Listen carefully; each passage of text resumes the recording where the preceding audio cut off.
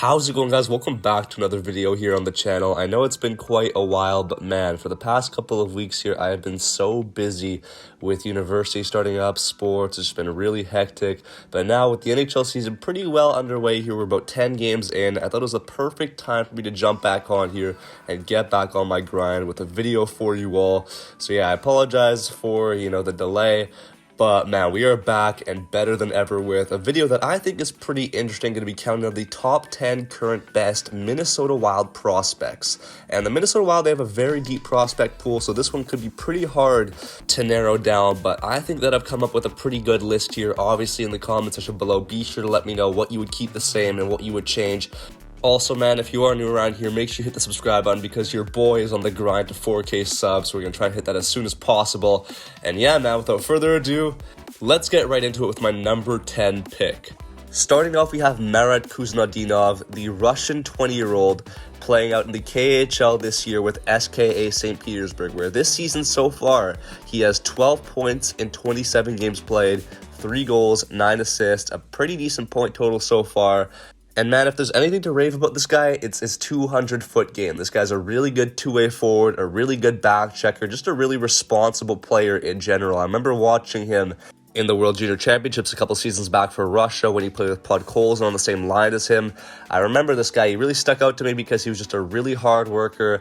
And really, man, I do see this guy as like a 3rd C, 2C type guy on the Minnesota Wild, maybe playing alongside Kirill Kaprizov, who could be on his wing, so you never know. But overall, just a really good start to this list. And let's move on to the number 9 pick. Now, next up at number 9, we have none other than Ryan O'Rourke. And this guy's stats are really impressive as a defender. He managed to put up 46 points in 51 games played on the Sioux Greyhounds of the OHL last season. This year, he's been playing in the AHL with the Iowa Wild, where he doesn't have a point yet, and he's played 8 games, but overall, he's more of just a stay-at-home guy. So, the fact that he's been able to put up so many points is pretty impressive. But honestly, man, this guy, he's a violent player. He's really physical on the puck. And he's capable of being a puck mover too. He's consistent, making good decisions with the puck, and becomes a very lethal weapon on that back end for the Wild. Someone who I could definitely see sliding in there sometime this season and, potentially becoming a regular. So yeah, Ryan O'Rourke is the number 9 pick on my list.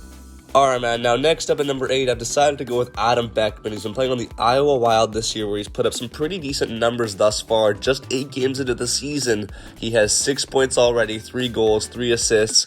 And compare that to last year on the Iowa Wild, where he managed to put up 34 points in 68 games played. It looks like he's going to be taking his production to another level this year, getting close to that point per game, which he was able to do on the Spokane Chiefs the year before in the WHL, where he got 107 points in 63 games played. So very impressive from the lad here. But overall, man, this guy every game proves to us that at 21 years old, he deserved to be drafted higher than that 3rd round, 75th overall pick, which he was drafted at by the Minnesota Wild. He has great hockey IQ, which is what you need at the NHL level, and I could really see him being a contender to step up at some point this or next season to try and compete for a spot there on the Minnesota Wild roster. Next up, Carson Lambos is my 8th overall pick. The guy is only 19 years old. He was drafted in the 1st round last year in the 2021 NHL draft, 26th overall by the Minnesota Wild. And man, this guy is a really good defenseman. He's a potent shooter. He's good at, creating offensive instincts on the puck there and, rushing it up. He's really responsible as well, as I feel like he's a good two-way defender there. Left shot, and overall, man, this guy on the Winnipeg Ice this year is the captain. And so far, he's managed to put up 12 points in 13 games played there as a defenseman. Some pretty solid numbers so far, and he's projected to hit 59 points in 64 games played, which, would be very solid if he manages to be able to do that. But yeah, honestly, man, Carson Lambos, even before he got drafted by the Wild, was a guy that I was watching his clips and I was really high on him. And, whoever was going to manage to pick him up in the draft was going to get a really solid defensive piece to add to their prospect pool. And just the fact that a guy like this is 7th on my list proves how good and deep of a prospect pool that the Minnesota Wild have. So yeah, without further ado, let's move on now to number 6. All right, now this next one is interesting because I didn't know whether or not to actually put him on this list because I didn't know if he was still considered a prospect since he's played NHL games, but he's still a young guy and he hasn't really made himself an established NHL player yet until this season, I guess, where he's been a regular. I'm talking about Calen Addison, where, honestly, man, this guy is a really good defenseman. This year on the Wild, he's played the full season so far, all 12 games, and he has 7 assists so far, which is pretty decent for a guy stepping in here. Previously, he did play last year where he got, in 15 games, 4 points. He played on the Iowa Wild as well, where he got 34 points in 43 games played. So a really consistent defender. His plus-minus this season hasn't been great. It's been at -8 so far, but, that's partially to blame because the Wild have just been pretty mediocre this year so far. But yeah, man, honestly, this guy was pretty hard to rank on this list because he's the only guy that's had, real NHL experience. And a lot of these guys here, I'm just projecting what I think they're going to be like, and we're really starting to see what Calen Addison is starting to look like as an NHL caliber defender. So yeah, you let me know, where would you put Calen Addison on this list? I have him at number 6. And with that said, let's move on now to our top 5. Moving on now to the top 5, we have another defenseman. So only defenseman so far, but this man right here, his name is Brock Faber. He's a 20-year-old, and he was drafted by the LA Kings, but he was actually traded from there to the Minnesota Wild in the Kevin Fiala deal that was done earlier this year. And I don't know if it was just a coincidence or they actually really just wanted this guy, but he's a hometown player. He's from Minnesota. He plays on the University of Minnesota in the NCAA, where this season he is the captain, and he's put up 6 points in 10 games so far. So honestly, man, he's been playing really well on the USA U20 team last season for the World Junior Championships. He was the captain as well. He got 2 points in 5 games there, and I could really see this guy stepping in. He's unsigned right now, but as a hometown guy, I'm sure he definitely want to get signed to the Minnesota Wild as soon as possible. If there's anything I like about this guy, though, it's that he's a great skater. I was just watching some clips on him because I hadn't really seen much of Brock Faber previous to making this video. But yeah, great skater, really aggressive on the blue line, which I like. He's not scared to get physical. He makes really good calculated decisions when guiding the opposition to the outside. He doesn't pinch when he doesn't need to, just a really smart player on the ice. So yeah, nothing bad to say about Brock Faber. He is my number 5 pick on this list here. Moving on now to the top 4, we're getting into some really talented prospects right here. Starting it off, I have Liam Ohgren, the 2022 first-round pick, drafted 19th overall by the Wild. And man, this guy is only 18 years old, already over 200 pounds, 6'1" winger. And I really could have made a case for Ohgren to go even higher, but I feel like the guys above him just edged him out a little bit. But regardless, he's a really talented player. This year's been playing on the Allsvenskan, on Djurgården's IF on loan, where he's managed to put up so far 6 points in 16 games played. It hasn't been his best showing so far, but I'm really not worried. At the end of the day, man, the guy is 18 years old. He has such good offensive playmaking ability. He's a really good team player, very coachable, apparently. That's according to Magnus Havelid.